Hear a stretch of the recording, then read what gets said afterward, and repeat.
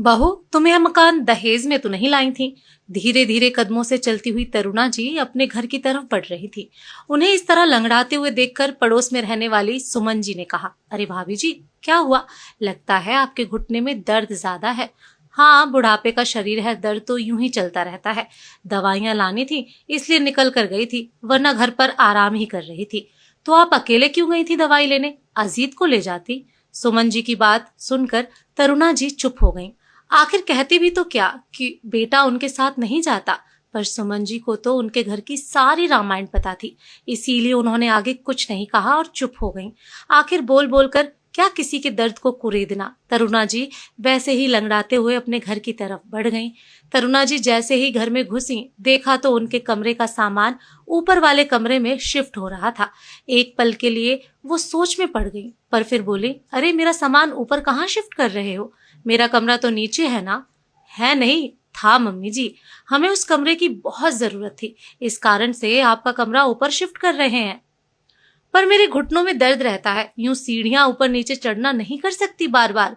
यूं बाहर घूमकर आने में आपके घुटने में दर्द नहीं होता, ऊपर नीचे होने में दर्द होता है। सब बहाने हैं, रहने दीजिए, आपको ऊपर वाले कमरे में जाना पड़ेगा। पर बहू, मैं घूमने नहीं गई थी, मेरी दवाइयां खत्म हो गई थी। मैं तो अपने घुटनों के लिए दवाई लेने गई थी। देखिए मम्मी जी, मेरी बहन आ रही है, पूरे 2 साल का कोर्स है, तो 2 साल तक वो यहीं रहेगी और उसे कमरे की जरूरत पड़ेगी, इसलिए आपका कमरा खाली कर रहे हैं। अरे तो उसे ऊपर वाला कमरा दे दो, वो तो जवान है, आराम से ऊपर रह सकती है। मना थोड़ी ना कर रही हूँ, मेरी बहन उस छोटे से कमरे में रहेगी। मायके में मेरी भी कोई इज्जत है, और आप मुझे मना करने वाली कौन होती हैं? घर हमारा है, घर का खर्च हम उठा रहे हैं, हमारा डिसीजन, हम किसे कहाँ रखते हैं। ऊपर वाले कमरे से इतनी ही दिक्कत है तो आप बाहर वाले कमरे में रह जाइए, हमें कोई एतराज नहीं है, बहू एकता ने बड़ी बेरुखी से कहा। सुनकर तरुणा जी की आंखों में आंसू आ गए। बेटा अजीत सामने ही था, लेकिन वो तो बुत बना खड़ा तमाशा देखता रहा। एक बार भी उसने एकता को टोका तक नहीं। और बाहर वाला कमरा, वो तो स्टोर रूम था। मतलब अब तरुणा जी की ये हैसियत रह गई। बहू कबाड़ की तरह तरुणा जी को स्टोर रूम में रहने के लिए कह रही थी, और नालायक बेटा सामने खड़ा था, लेकिन वो कुछ कह नहीं रहा था। जब से तरुणा जी के पति गए हैं, तब से बेटे बहू घर के सर्वे सर्वा बन गए हैं। माना कि घर में खर्चा करते हैं, पर इसका मतलब यह नहीं कि माँ के स्वाभिमान को ही कुचल दें, जबकि मकान अभी भी उन्हीं के नाम था। अपनी बहू की जवान से ज्यादा तरुणा जी को अपने बेटे की चुप्पी चुभ रही थी। आखिर बर्दाश्त के बाहर हो गया तो वो बोल पड़ी, बहू, जब तुमने मेरा कमरा लिया था ये कहकर कि मम्मी जी हमें बड़े कमरे की जरूरत है, तब मैंने कुछ नहीं कहा। यह सोचकर चुप रह गई थी कि बेटे बहू को क्या तकलीफ देना, दोनों मेरे अपने ही तो हैं। लेकिन आज तुम मुझे स्टोर रूम में रहने के लिए कह रही हो। शुक्र मनाइए कि स्टोर रूम में रहने को कह रही हूँ, वृद्धाश्रम में नहीं भेज रही हूँ। एक तो हमारा ही खाती हो, ऊपर से हमें ही सुना रही हो। बस करो बहू, बहुत बोल लिया तुमने। यह घर आज भी मेरा है, तुम यह मकान अपने दहेज में नहीं लाई थी। और हाँ, चुपचाप अपना कमरा भी खाली करो, मैं अपने कमरे में वापस शिफ्ट हो रही हूँ।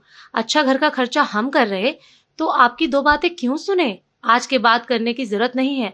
अगर इस घर में रहना है तो किराया दो, अन्यथा घर खाली करके चले जाओ, मैं किराएदार रख लूंगी। मेरे घर का खर्च मैं खुद निकाल लूंगी।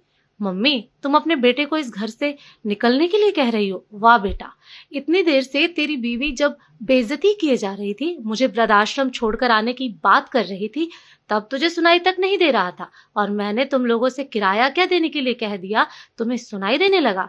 मुझे कुछ नहीं सुनना। अब तक यही सोचती रही कि काश एक दिन तुम लोग मुझे समझोगे, पर वो दिन कभी नहीं आया। शायद मुझे अकेले रहने से डर लगता था, पर अब नहीं।